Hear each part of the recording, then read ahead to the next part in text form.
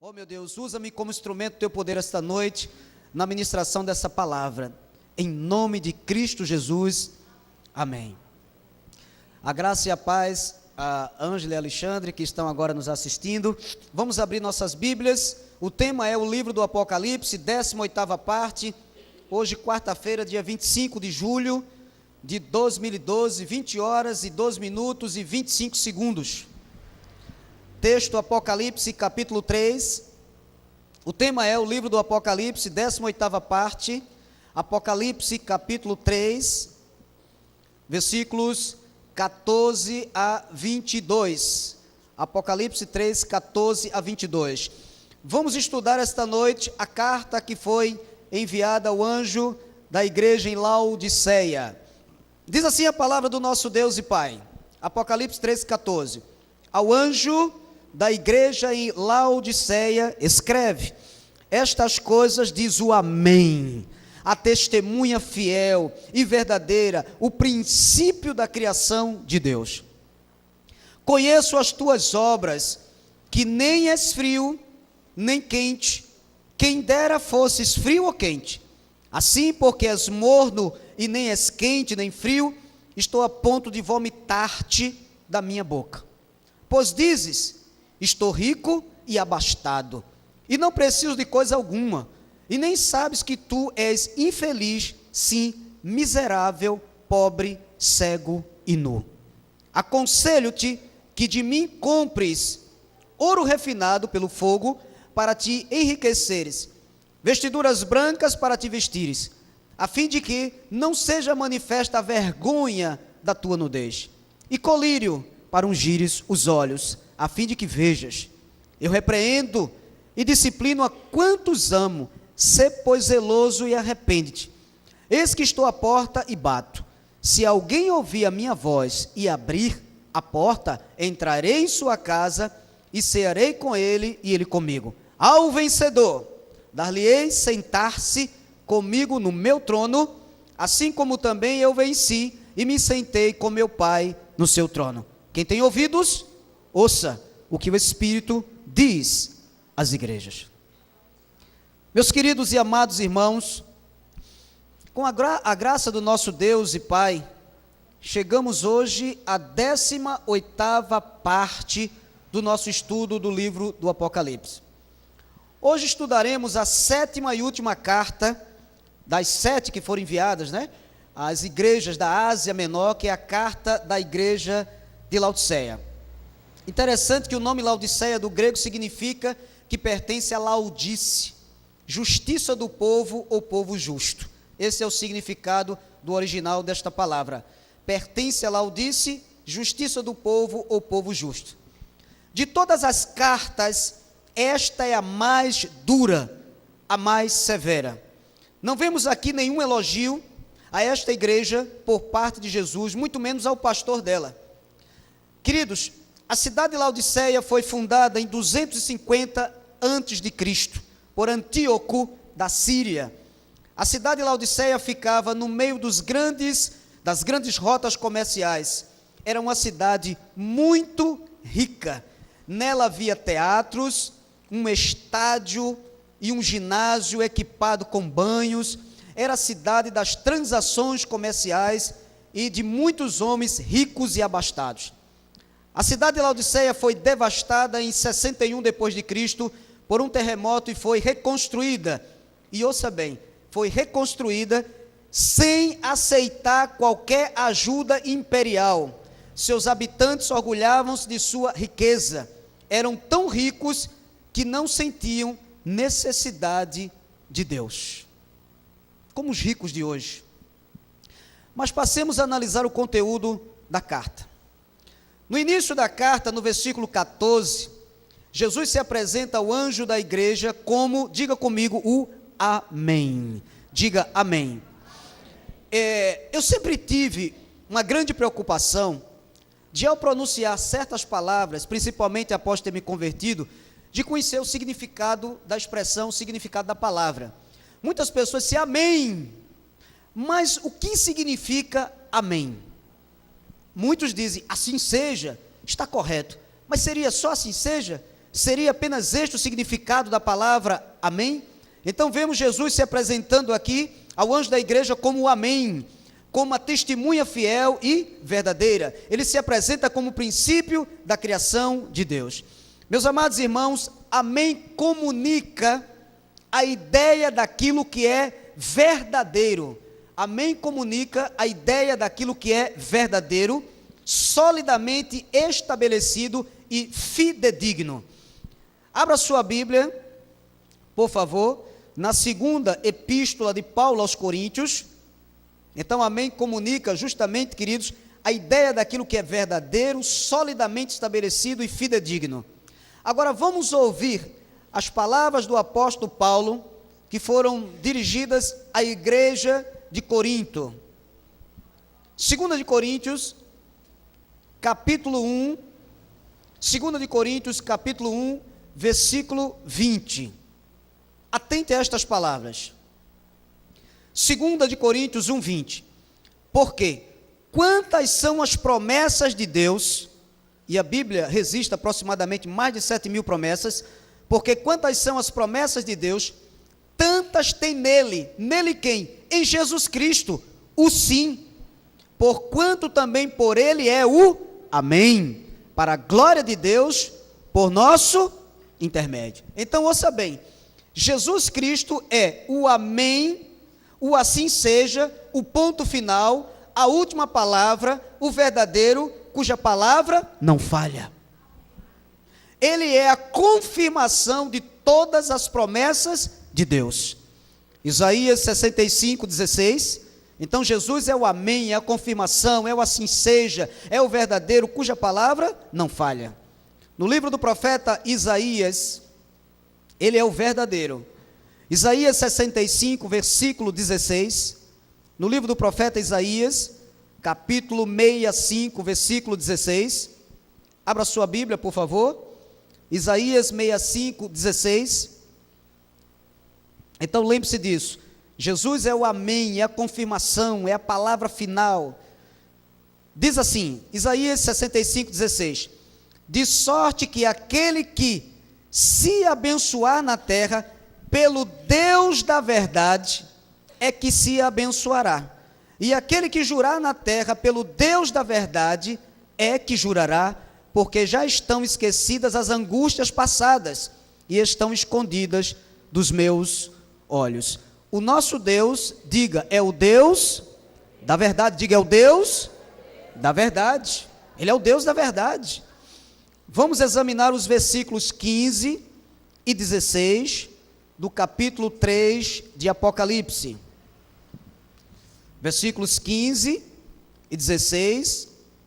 Examinamos a forma como Jesus se apresentou como amém, a testemunha fiel e verdadeira. Agora leiamos os versículos 15 e 16. Diz assim, de Apocalipse 3: Conheço as tuas obras, que nem és frio nem quente. Quem dera fosses frio ou quente. Assim, porque és morno, e nem és quente nem frio, estou a ponto de vomitar-te da minha boca. O Senhor diz, conheço as tuas obras. Isso nos mostra o quanto Deus é onisciente. Assim como nas outras cartas, o Senhor se apresenta como Deus que conhece tudo, aquele que conhece o passado, o presente e o futuro. Ele conhece o pensamento dos homens, ele conhece aquilo que está em seus corações, ele conhece a palavra antes mesmo que ela chegue à nossa boca. Por isso que eu sempre uso a expressão, eu temo e tremo diante desta palavra, porque Deus conhece as minhas obras e Ele retribuirá a cada um segundo as obras. Agora, o Senhor diz ao anjo da igreja e seus membros, conheço as tuas obras, que nem és frio nem quente. Quem dera fosses frio ou quente, assim porque és morno e nem és quente nem frio, estou a ponto de vomitar-te da minha boca. Meus amados irmãos, ouça o que vou lhes dizer esta noite.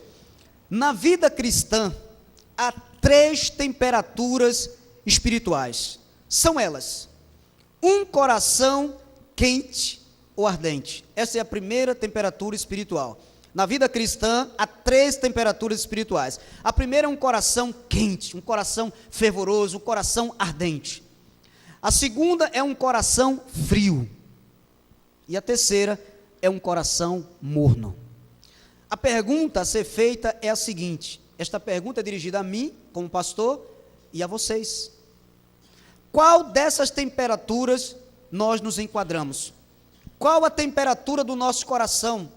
O nosso coração, quando entramos aqui, está quente, frio ou morno? Percebemos que Jesus identificou na igreja de Laodiceia a falta de fervor espiritual. Abra em Lucas, capítulo 24. Lucas 24. A primeira temperatura é a temperatura quente, ardente. E Lucas, capítulo 24, Jesus havia ressuscitado.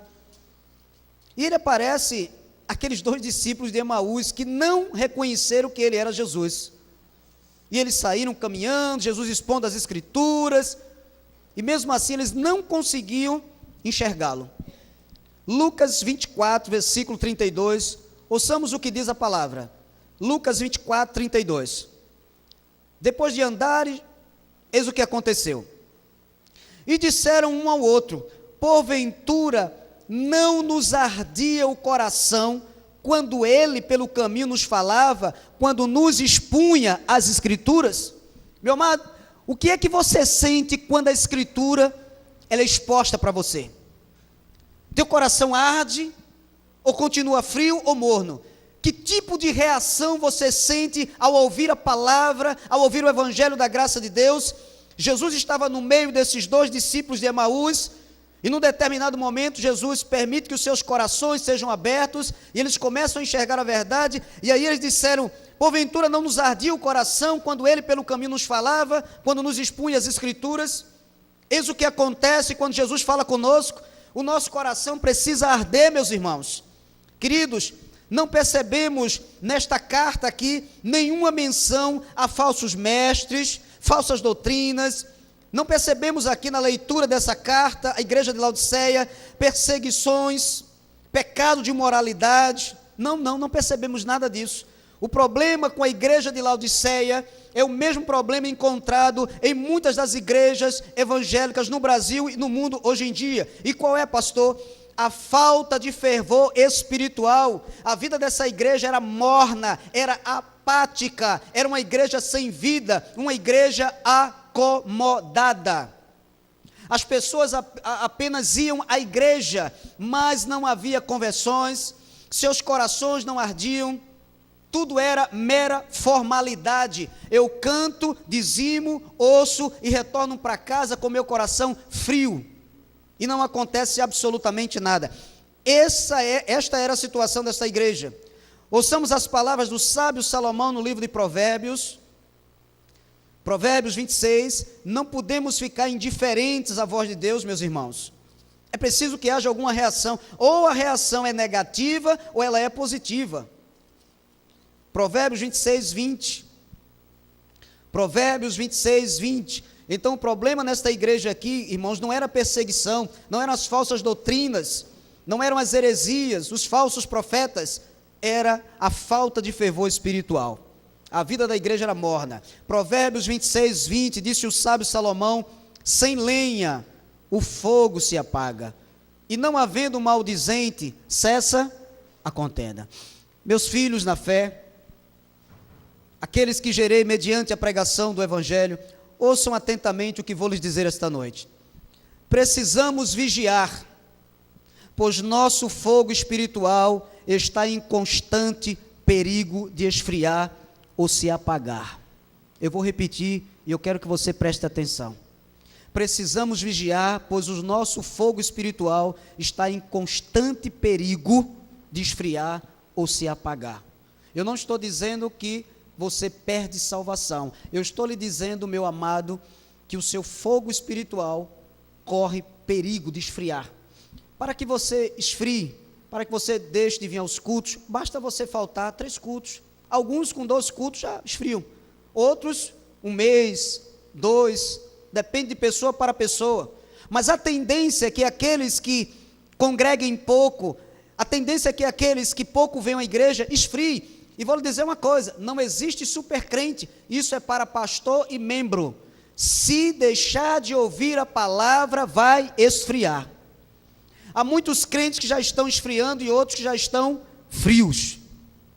Já estão bem distantes de Deus, já não oram mais, não leem mais a Bíblia, já não falam das coisas espirituais, agora só se preocupam com as coisas terrenas, trabalho, dinheiro, lazer, não buscam mais o primeiro amor, não buscam mais em primeiro lugar o reino de Deus, mas agora é o reino dos homens.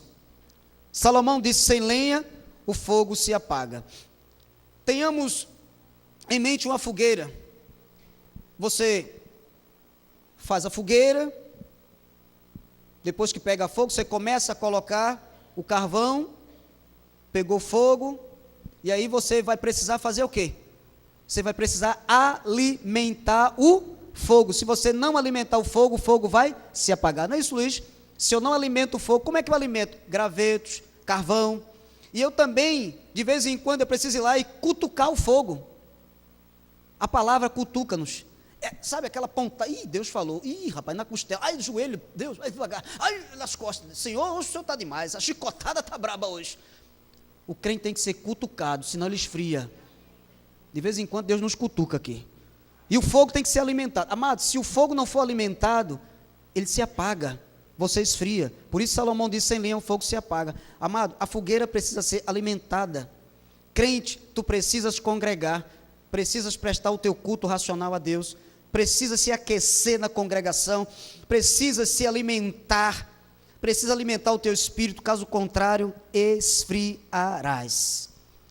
Jesus Cristo identificou que um cristão morno é pior do que um cristão frio.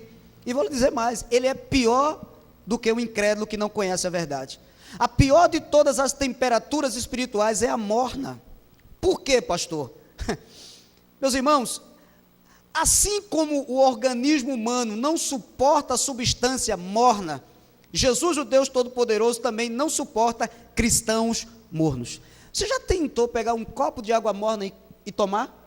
Teu organismo, na hora.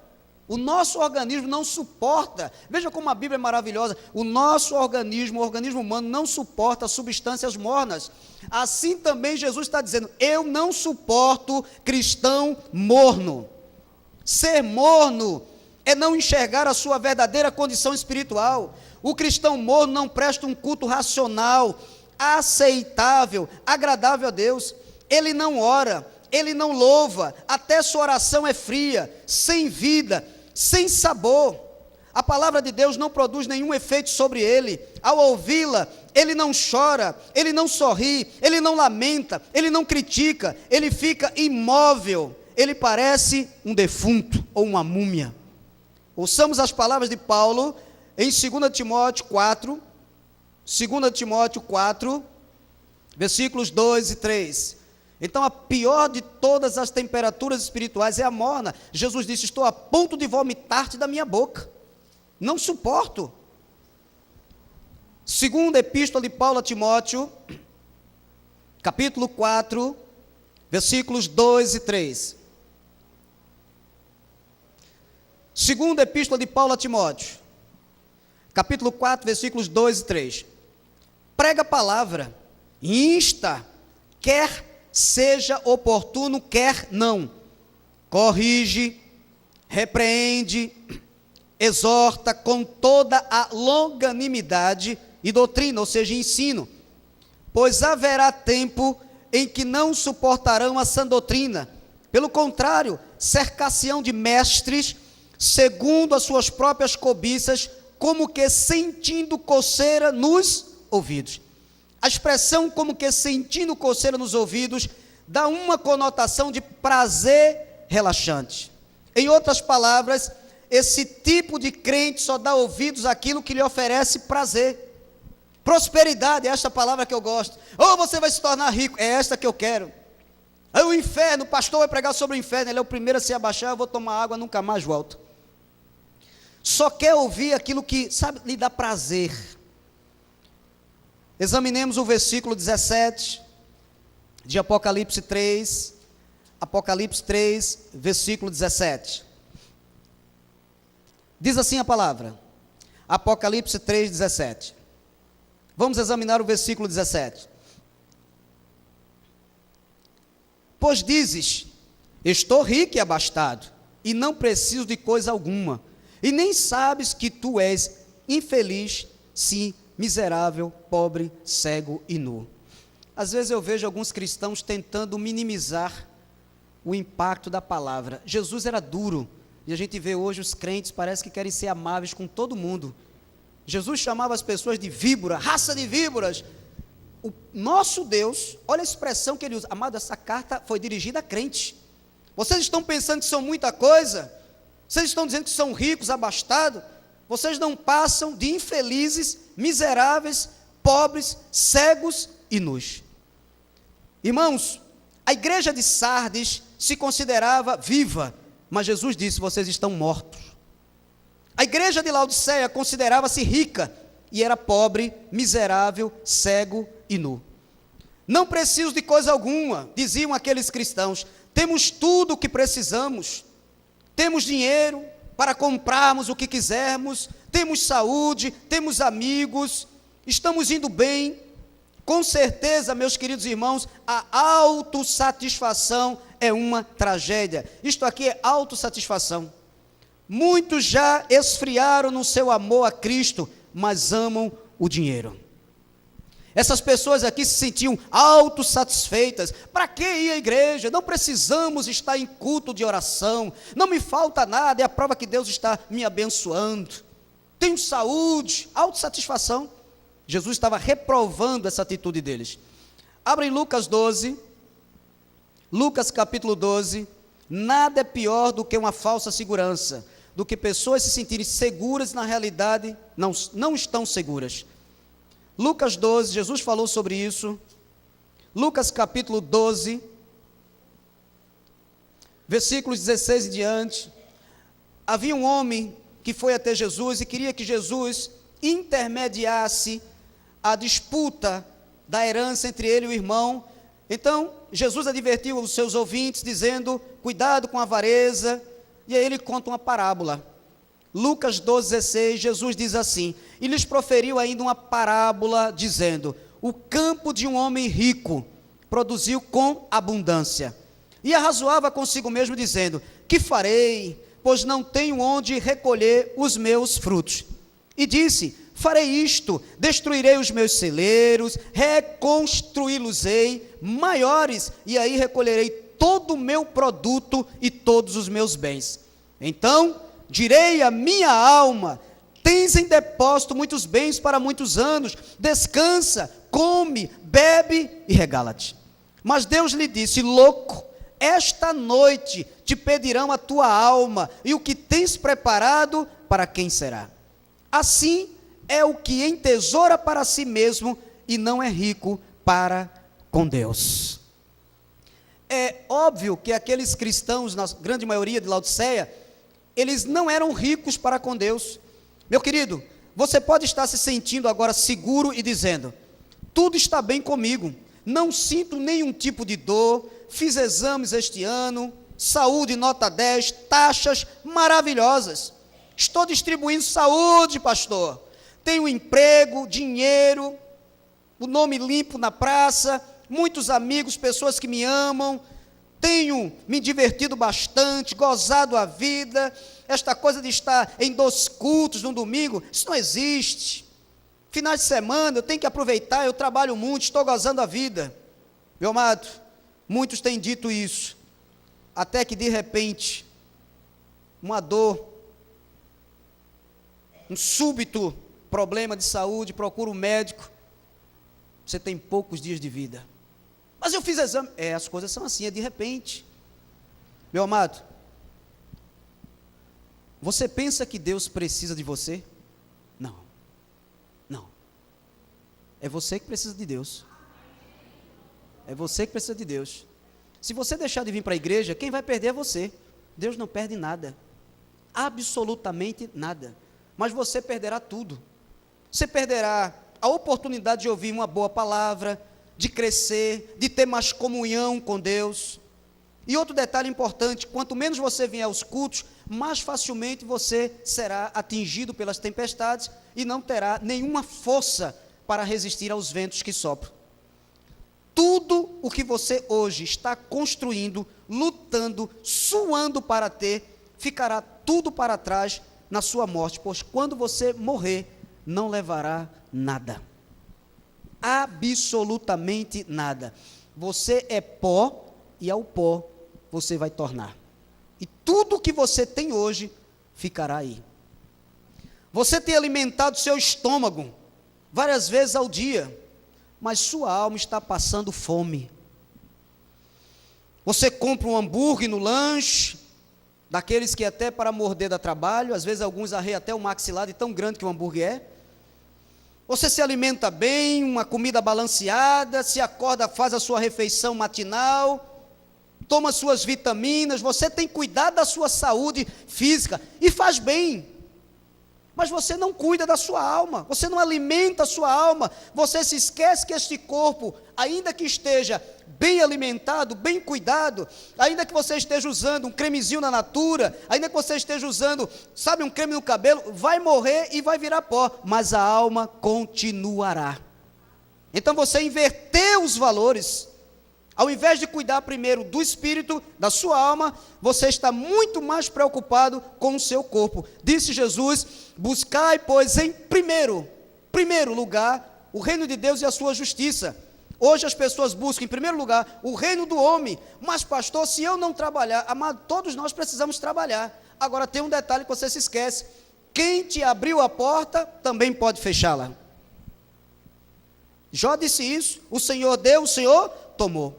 Amado, não se afaste de Deus, porque toda pessoa que se afasta de Deus, não é o pastor Antônio que diz, Jesus a classifica como pobre, miserável, cego e nu.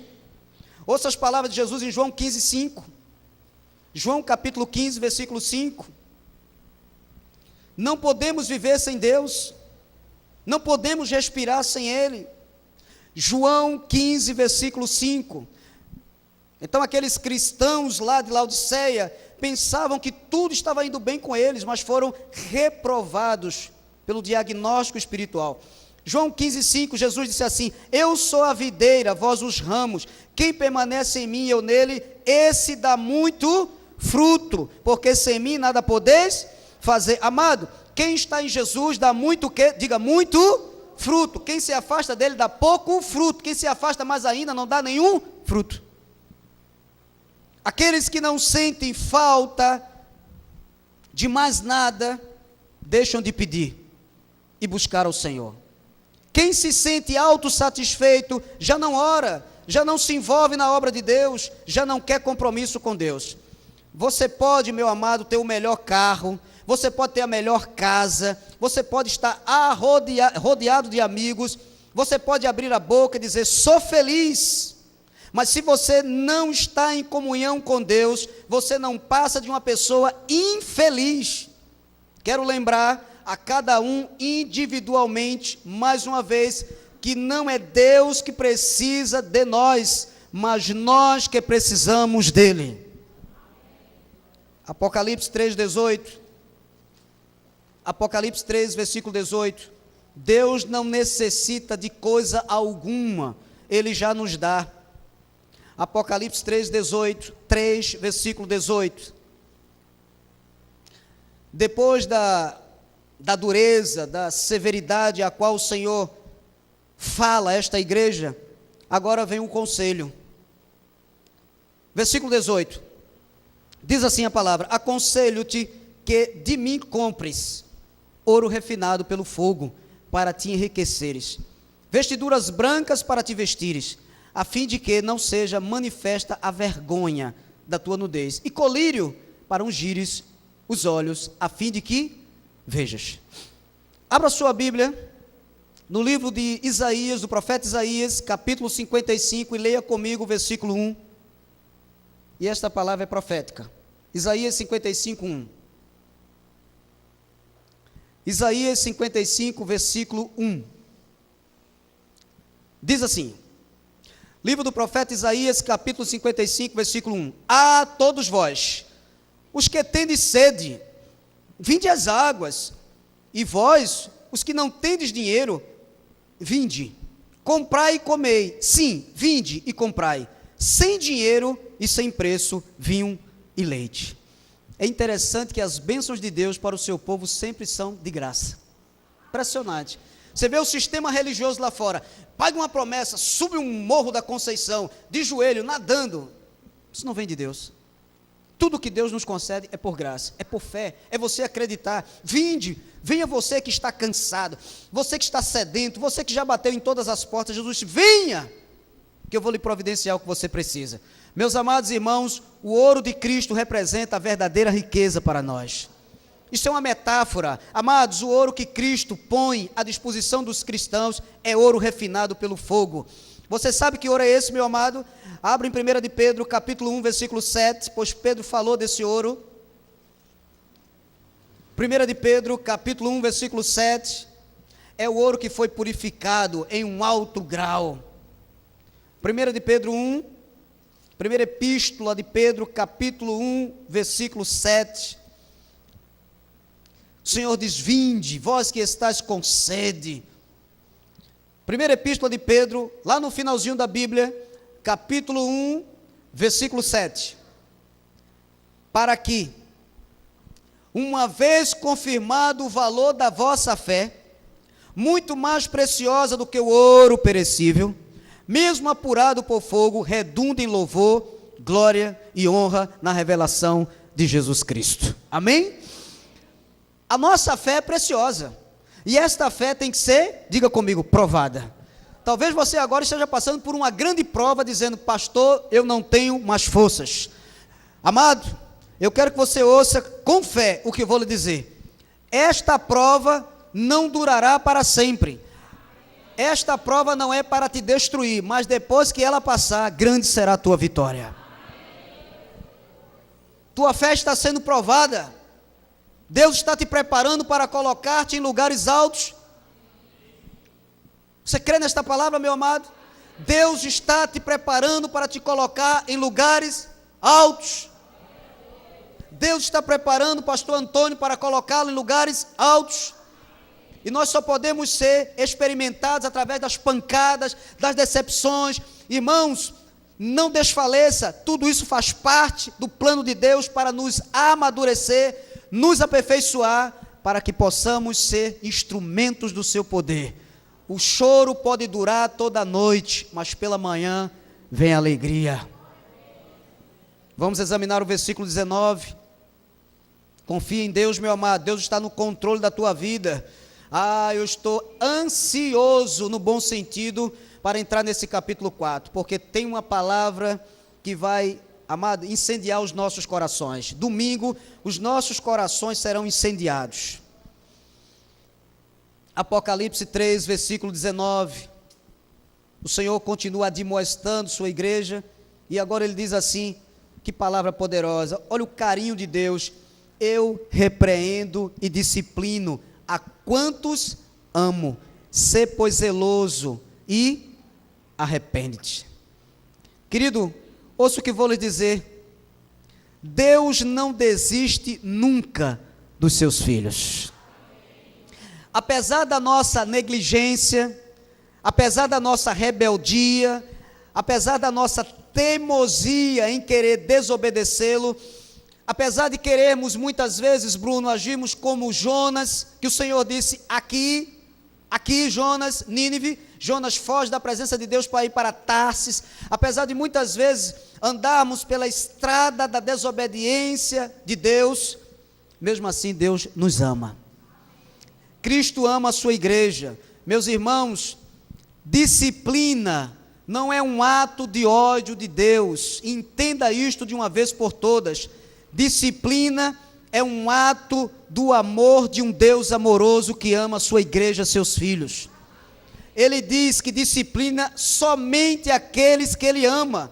Se você é um filho de Deus e se afastar dos seus caminhos, se você for rebelde, desobediente, a disciplina do Todo-Poderoso lhe alcançará.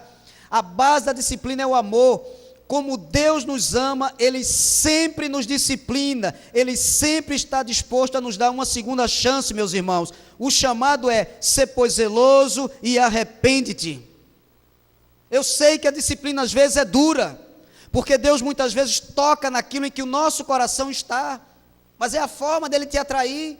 Muitas vezes você deixa Deus por causa de um filho, meu filho, aí o teu filho torna-se no teu ídolo. Crente não pode ter ídolo. Às vezes é meu marido, às vezes é minha esposa, às vezes é meu emprego, é meu carro, é minha moto. Aí Deus, ok, vou tirar o que você tem temporariamente para você ver quem é o teu Deus. Então, meus amados irmãos, como Deus amoroso que Ele é, Ele nunca irá nos perder para o mundo. Deus nunca vai perder você para ninguém, meu amado. Para ninguém, você é de Deus. O pastor Antônio é de Deus. Aqui na terra é marido de Mônica, mas eu pertenço ao Senhor Jesus Cristo. Ele derramou o seu precioso sangue por você. Ele é zeloso. E vou lhe dizer uma coisa: ai daqueles que se atreverem a tentar atrapalhar a tua comunhão com Deus. Ai daqueles que se atreverem. Ai dos maridos que se atreverem a atrapalhar a comunhão da sua esposa. Ai das esposas que atrapalharem a comunhão dos seus maridos para com Deus. Meu amado em Cristo Jesus, se você me ouve, se você ainda não é cristã, por favor, não implicas com os filhos de Deus. Eles são de Deus. Eles têm quem o defenda. Paulo diz: quem intentará acusação contra os eleitos de Deus? Por isso, irmãos, quando minha esposa ainda não era convertida, que eu estava saindo para a igreja, que ela fechava a cara, eu dizia: ó filha, por favor, fica caladinha, ó, tu és minha aqui, mas olha Deus, ok? Você não entende nada agora. Minha amada irmã em Cristo Jesus, Deus te chamou para fazer parte da igreja. Eclesia, ou eclésia, quer dizer, os chamados para fora, aqueles que você foi tirado do mundo. Deus te tirou de lá com poder. Como é que esse Deus vai permitir que você volte a viver no mundo? Você pode até, como filho pródigo, passar um tempo, mas eu lhe digo uma coisa: Deus vai lhe buscar. Não sei se de limousine ou de chicote, mas que Ele vai te buscar, vai. Se for de limousine, glória a Deus. Pô, sai da frente. A limousine se abre, você entra e vem para a igreja de ar-condicionado. Mas Ele também pode ir de viga, de chicote, com espada, chicote do amor. É verdade. Deus é maravilhoso. Amado, se Deus não agisse assim, você acha que nós estaríamos aqui? A coisa lá fora é gostosa. É verdade, a carne gosta disso. Olha, o pecado é tão saboroso que a maioria do mundo vive no pecado. Veja quem está dentro da igreja, uma minoria. Porque lá fora a coisa é boa. O cara dança o esqueleto a noite toda, tá, e sobe, e desce, e cachaça, e droga, e rock and roll, e cai no chão, e vomita e volta, e toma de novo, e sexo sem compromisso. A carne gosta disso, deseja isso. Deus vai perder você para ninguém, meu amado. Você é dele. Amém? Então, o que é que Ele faz? Ele repreende, Ele disciplina os seus filhos para que eles acordem e voltem a andar no caminho de santidade. Versículo 20 de Apocalipse 3, já nos aproximamos do final. Eis que estou à porta e bato. Se alguém ouvir a minha voz e abrir a porta, entrarei em sua casa e cearei com ele e ele comigo. Este é um dos textos mais mal interpretados da palavra de Deus. Alguns afirmam que aqui está a prova que o homem possui livre-arbítrio. Ou seja, a porta seria o coração, e alguns de forma eufórica pregando isso aqui. Você está vendo que se você não permitir, Jesus não pode mudar você? Aqui está, Deus é educado, não é assim que se diz? Jesus Cristo é educado, Ele bate. Lídia, posso entrar? Não pode. Ah, desculpe, bati na porta errada. Quer dizer, Deus não é soberano. Então a ideia que se tem é que Deus está lá no alto, no seu trono, dependendo que o cara que viva na cachaça diga: Deus, amanhã eu vou beber hoje, mas amanhã eu vou para a igreja. Vou te dar uma oportunidade. Não. Meu amado, Deus manda no seu coração, na sua vida, na sua casa, nas suas finanças. Ele manda em todas as coisas. Ele não depende de ninguém.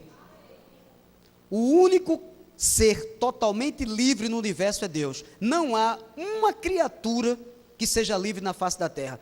Não há uma criatura. O único ser livre é Deus. Ele é a própria lei. Ele não está sujeito a nenhuma lei. Deus é a sua lei. Ele é o único ser livre. O único ser livre. E nós, pastor crente, somos escravos de Cristo. Não somos livres. Somos escravos de Cristo. Meus irmãos, em primeiro lugar, esta carta foi enviada para uma igreja, ou seja, para pessoas que já haviam recebido um coração novo. Os destinatários da carta eram crentes em Jesus Cristo. O chamado aqui não era para que essas pessoas se convertessem, porque eles já eram convertidos. Será que esses pregadores não enxergam isso? Ele não está aqui chamando as pessoas para se converter, eles já eram crentes. Essa carta foi dirigida a cristãos. Em segundo lugar, Deus tem poder para abrir e fechar qualquer coração que Ele queira. Em Atos 16, 11, vamos à palavra, Atos 16, então não existe essa ideia de Jesus estar aqui batendo portas no coração. Ô Ambrósio, me deixa entrar, implorando, eu quero te salvar, me dê uma oportunidade. Não, esse não é o Deus que nós servimos, irmãos. Isso é um Deus fraco. É um Deus fraco. Atos 16, eu vou te mostrar o Deus da Bíblia quem é. Atos 16, versículos 11 em diante. No livro de Atos dos Apóstolos, capítulo 16, versículos 11 em diante. Eis o Deus da Bíblia, o Deus que eu creio é este aqui. Tendo, pois, navegado de Troade, seguimos em direitura a Samotrácia, no dia seguinte a Neápolis, e dali a Filipos, cidade da Macedônia, primeira do distrito e colônia. Nesta cidade, permanecemos alguns dias. No sábado, saímos da cidade para junto do rio, onde nos pareceu haver um lugar de oração, e assentando-nos, falamos, olha o plural, às mulheres que para ali tinham concorrido. Então Paulo chega na Europa, haviam várias mulheres que iriam ouvi-lo pregar, e eis o que aconteceu. Versículo 14, certa mulher chamada Lídia, da cidade de Tiatira, vendedora de púrpura, temente a Deus, ou seja, ela era uma judia, era uma religiosa, nos escutava, e Paulo fez um apelo, perguntando quem queria aceitar Jesus, e ela aceitou. É isso que está na sua Bíblia? Não. O que é que está na sua Bíblia? Que Lídia estava escutando, o Senhor lhe abriu o coração para atender as coisas que Paulo dizia. Quem abriu o coração de Lídia? Deus. O Senhor é Deus. Não foi Lídia que abriu o seu coração. Um pecador não tem capacidade de se converter sozinho. Deus abriu o coração de Lídia, mas não abriu das demais. Haviam várias mulheres, só abriu de Lídia. Por quê? Porque Lídia era uma eleita, uma predestinada, escolhida antes dos tempos eternos. Em Filipenses 2,13 diz a palavra do Senhor. Filipenses 2,13, meu amado, Deus abre o coração de quem Ele quer. Ele é soberano, Ele faz o que Ele quer. Filipenses 2,13, Filipenses capítulo 2, versículo 13, algumas páginas adiante. Filipenses 2,13, porque Deus é quem efetua em vós tanto querer como realizar, segundo a sua boa vontade. Deus faz tudo segundo a sua vontade, meu amado. Provérbios 21, Provérbios capítulo 21, versículo 1. Então Deus é quem efetuou em você o desejo de vir a esta igreja. Provérbios 21, versículo 1. Diz a palavra do Senhor. Este tipo de pregação honra a Deus. Provérbios 21, versículo 1. Como ribeiros de águas, assim é o coração do rei na mão do Senhor. Este quem? Deus, segundo o seu querer, o inclina. O nosso coração está nas mãos de Deus. Deus inclina o nosso coração para onde Ele quer. Meu querido e amado irmão, Paulo disse aos crentes de Roma, quem jamais resistiu à sua vontade? Você não pode resistir à vontade de Deus. Nenhum pecador pode resistir à vontade de Deus. Quando Deus quer salvar, salva.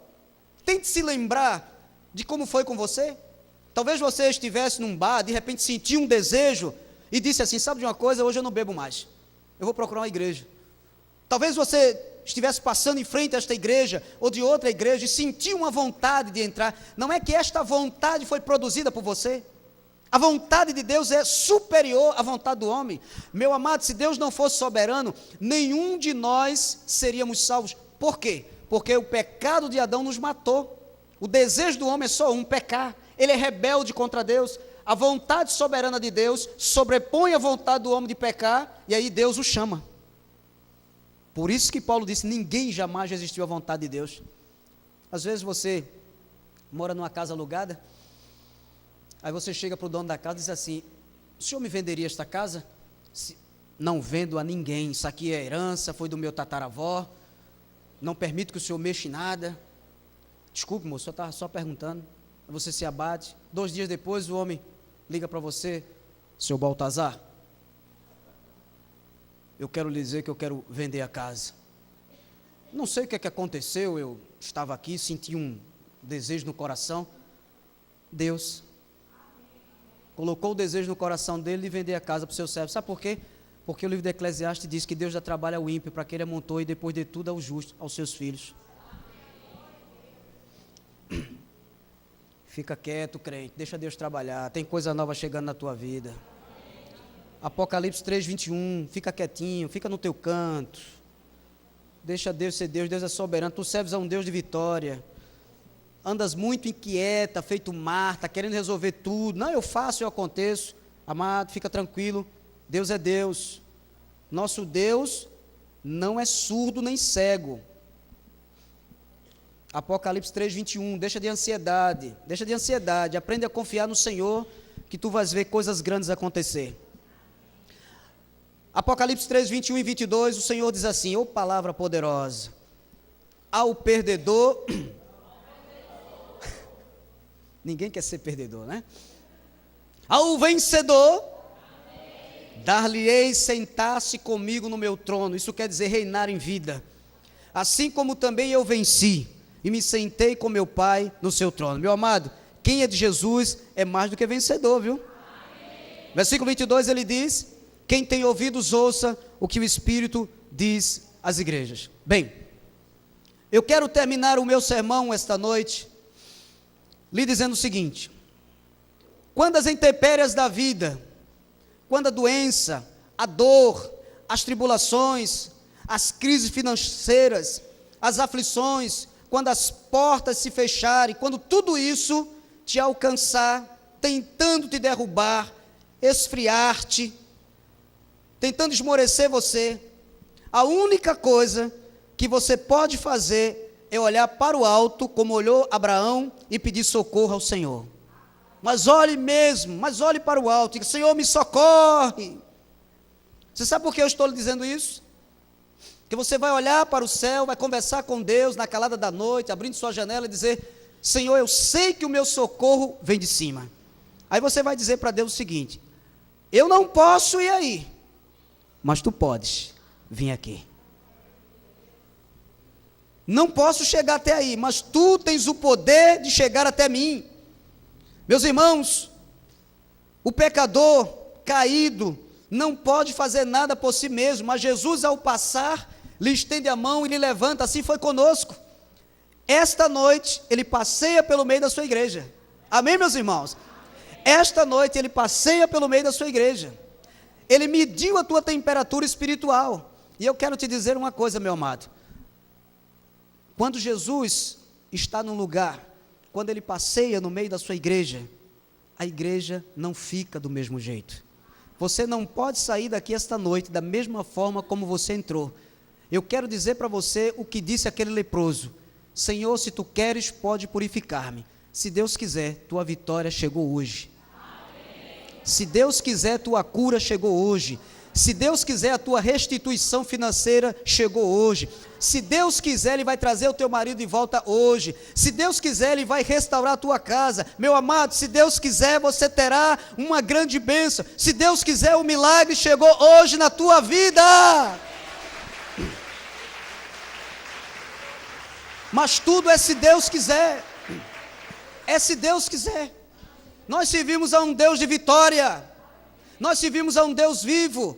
O nosso Deus não é de gesso nem de madeira. O nosso Deus fala. O nosso Deus conhece as nossas necessidades. Meu amado, é a Ele que você tem que recorrer. Olhe para o alto, olhe para cima. O Senhor disse a Abraão: olha para o céu e conta as estrelas, se é que podes. Deus, como é que eu posso contar essas estrelas? E o Senhor disse a Abraão: assim será a tua posteridade, assim será a tua descendência.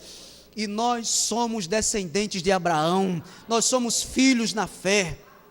Portanto, meu amado, saia daqui esta noite de posse de vitória, recebendo esta palavra em teu coração. Tu és uma ovelha, tu és mais do que vencedor, tu és uma eleita, uma predestinada. O Senhor te ama desde o ventre materno. Antes mesmo que vieste a este mundo, o teu nome já estava escrito no livro da vida. Portanto, Deus está no controle de todas as coisas que existem. Ele não foge, essa situação não foge ao controle de Deus. Deus nunca perde o controle. Amém? Esta é a palavra que o Espírito de Deus colocou em meu coração.